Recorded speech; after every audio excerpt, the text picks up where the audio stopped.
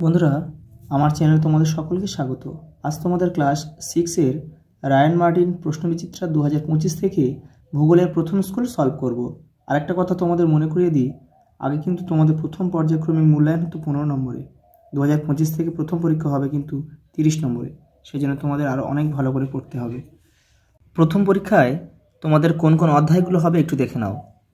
আকাশ ভরা সূর্য তারা, পৃথিবী কি গোল, তুমি কোথায় আছো, পৃথিবীর আবর্তন, ভারতের সাধারণ পরিচয়, ভারতের ভূপ্রকৃতি ও নদ নদী।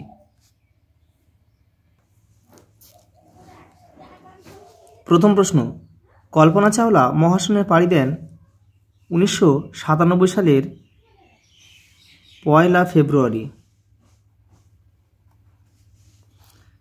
নেপচুন গ্রহের রং নীল। মিথেন ও হিলিয়াম গ্যাস বেশি থাকার জন্য। আর মঙ্গলকে লাল গ্রহ বলা হয়, আর ইউরেনাসকে সবুজ গ্রহ বলা হয়। এটা তোমরা একটু মনে রাখবে।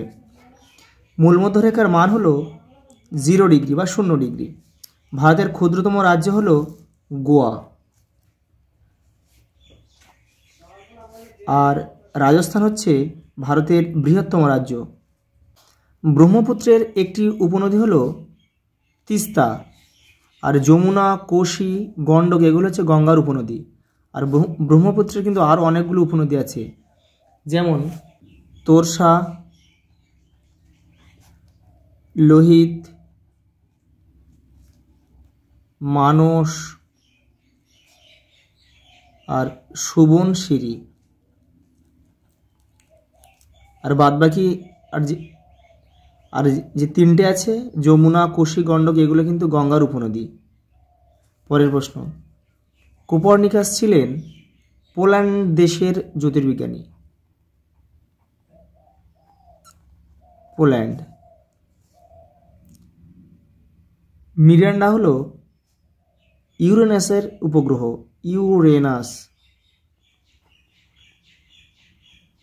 ইউরেনাস গ্রহের উপগ্রহ।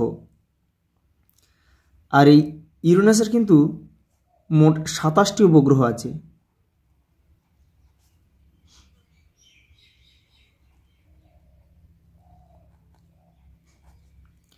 নিরক্ষরেখার অপর নাম বিষুবরেখা। এর মানও কিন্তু 0 ডিগ্রি। পরের প্রশ্ন হচ্ছে, ভারতের পূর্ব পশ্চিমে বিস্তার 2933 কিমি। আর উত্তর দক্ষিণে ভারতের বিস্তৃতি 3214 কিমি। এটাও তোমরা মনে রাখবে।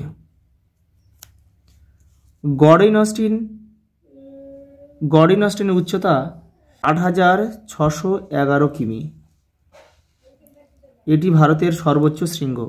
এর আরেক নাম হচ্ছে কেটু। সূর্য থেকে পৃথিবীতে আলো পৌঁছতে কতক্ষণ সময় লাগে? 8 মিনিট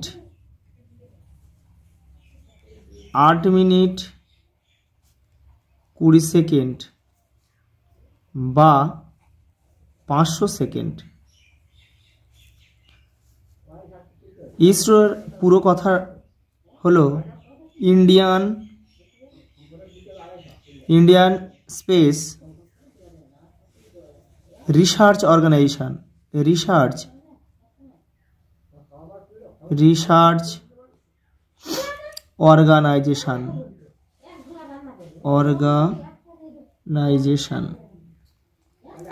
পৃথিবীর কোথায় আবর্তন বেগ প্রায় শূন্য?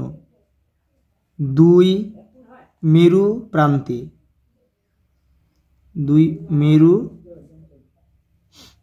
প্রান্তে।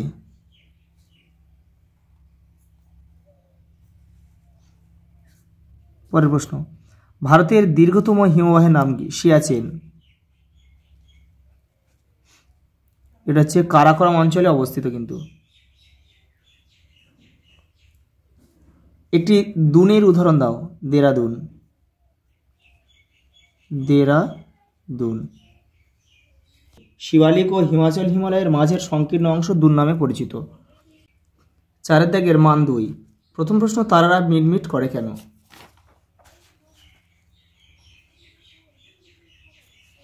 তারারা মিটমিট করে কেন? আমাদের পৃথিবীর চারিদিকে বায়ুমণ্ডল আছে। পৃথিবী থেকে বহু দূরে থাকা তারার আলো যখন এই বায়ুস্তর পেরিয়ে আসে তখন কেঁপে যায়। পৃথিবীর বায়ুস্তরের বাইরে মহাকাশ থেকে তারাদের দেখলে স্থির আলোর বিন্দুর মতোই দেখায়।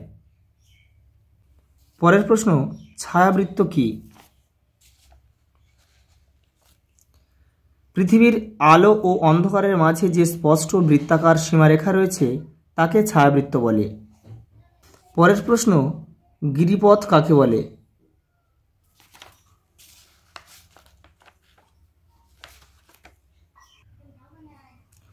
দুটি পর্বতের মাঝের সংকীর্ণ অংশকে গিরিপথ বলে, যেমন বানিহাল, নাথুলা, জজিলা প্রভৃতি।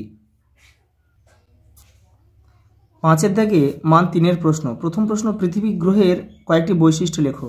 তোমাদের টেক্সট বইয়ের পেজ নাম্বার 7 উত্তরটি রয়েছে, দেখে নাও। 1, 2, 3, 4, 5, 6 এগুলো লিখলে হয়ে যাবে। পরের প্রশ্ন, নিরক্ষীয় তল ও কক্ষতল বলতে যা বোঝায় তা লেখো। নিরক্ষীয় তল কি? নিরক্ষরেখা যে তল বরাবর রয়েছে তা হলো নিরক্ষীয় তল। কক্ষতল কি? পৃথিবীর কক্ষপথ যে তলে অবস্থান করে তাকে কক্ষতল বলে। পরের প্রশ্ন, ভারতের ভূপ্রাকৃতিক অঞ্চলগুলির নাম লেখো। তোমাদের টেক্সট বইয়ের পেজ নাম্বার 69 রয়েছে।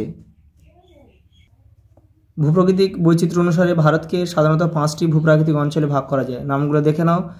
উত্তরের পার্বত্য অঞ্চল, উত্তরের নদীগঠিত সমভূমি অঞ্চল, উপদ্বীপীয় ও মালভূমি অঞ্চল, পশ্চিমের মরু অঞ্চল এবং উপকূলের সমভূমি অঞ্চল ও দ্বীপপুঞ্জ। 6 দাগে 2টি প্রশ্ন রয়েছে, একটি লিখতে হবে। মান 5।